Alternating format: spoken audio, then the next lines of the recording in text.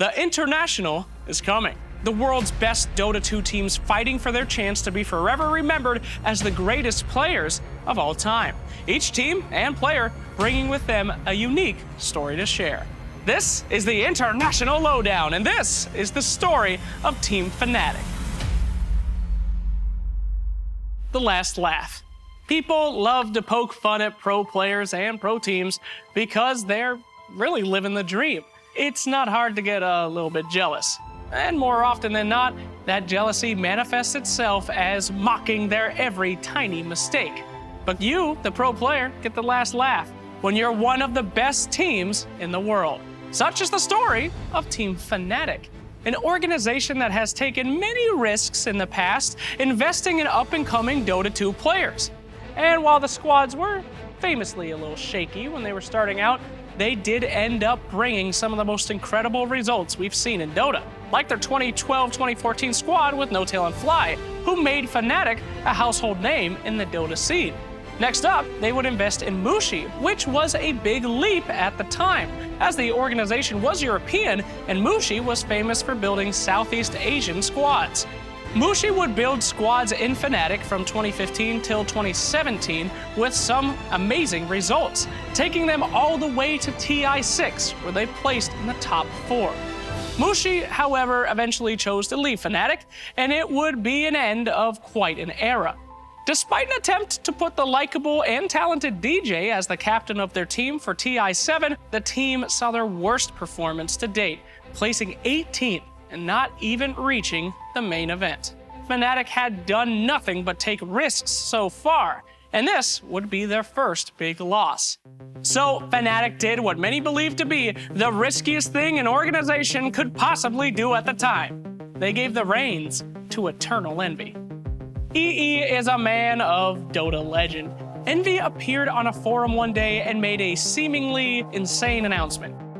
He was gonna quit school, stop doing anything in his life, and become the most successful streamer and pro Dota player in Dota 2's history.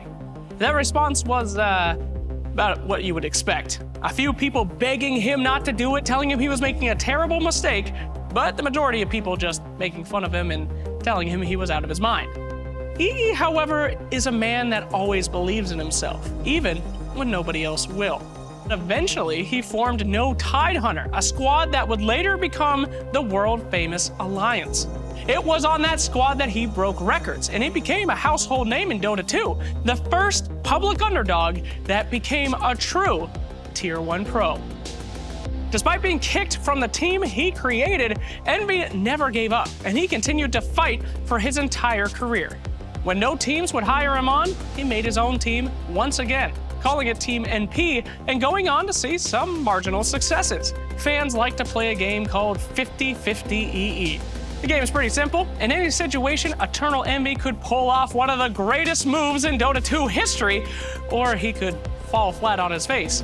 While the community thinks that the chances are pretty much even, a flip of the coin, if you will, the game is always rigged, because Envy makes sure that in the end, he always wins.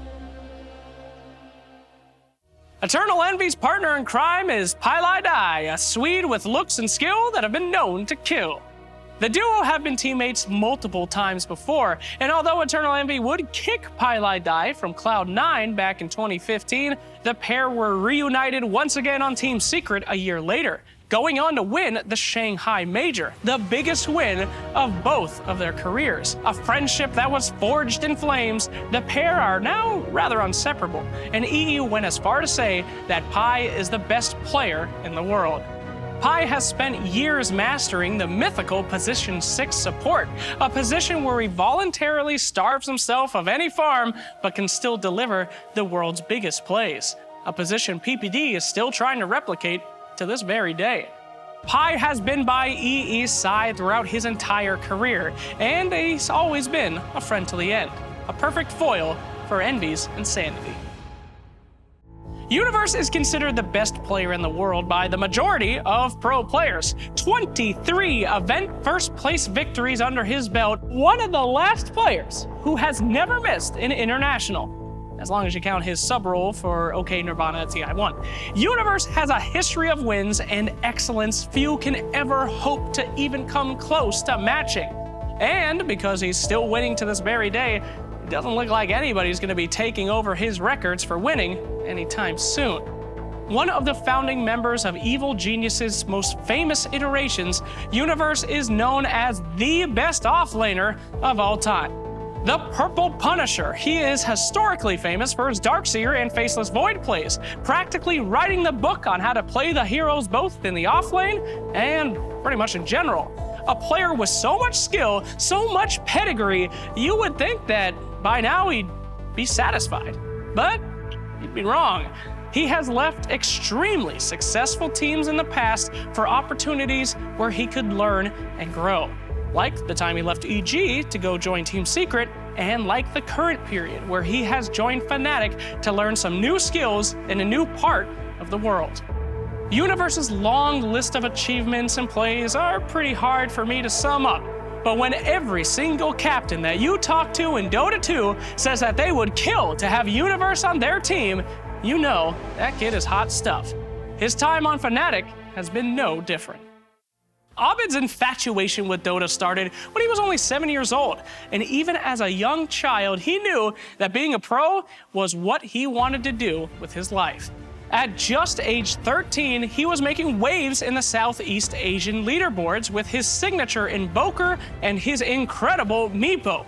15 years old, after joining Execration, he was gracing the TI6 stage as a wild card, where he was responsible for the first big shock of the tournament, the Meepo Massacre. Hull had not done their homework on Abed and paid their price, with Abed ending Game 2 with 18 kills and 0 deaths, eliminating complexity completely from TI6.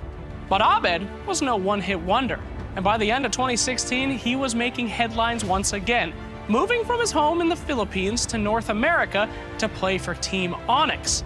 During his time on Onyx, he would break even more records, becoming the first player in Dota 2's history to reach the astounding 10,000 MMR, winning 13 of his last 14 matches to pull that off.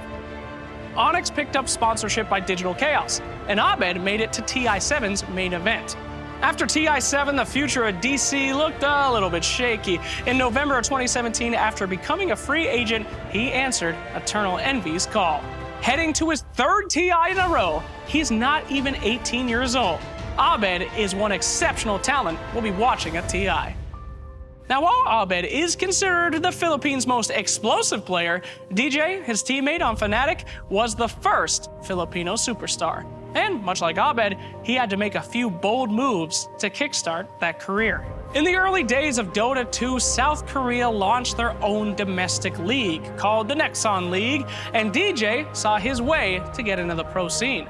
DJ moved to South Korea alone, but he did find his place on a team called Eyes of the Tiger, which he would use to compete in the Nexon League. The team rebranded to Rave and became an all-Filipino squad.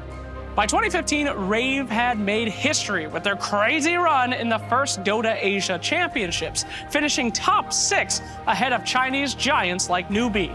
For a Southeast Asian team to finish ahead of China at that time was simply unbelievable. It was also DJ's biggest win in his career so far. However, DJ was still in some financial struggle, as later he would say that because being unsponsored, he lived off just eggs for an entire week. For DJ, the sign that he had truly made it, though, was when he joined Fnatic in 2015, who offered him the much-needed financial stability, but also gave him some exposure on a global scale. Once again, DJ took the leap, and in his first season with Fnatic, he placed top 4 at the International 6. DJ has been on the top of his game for the last 2 years. Now, he heads to his 3rd international in a row, looking to claim his first title outside of Asia.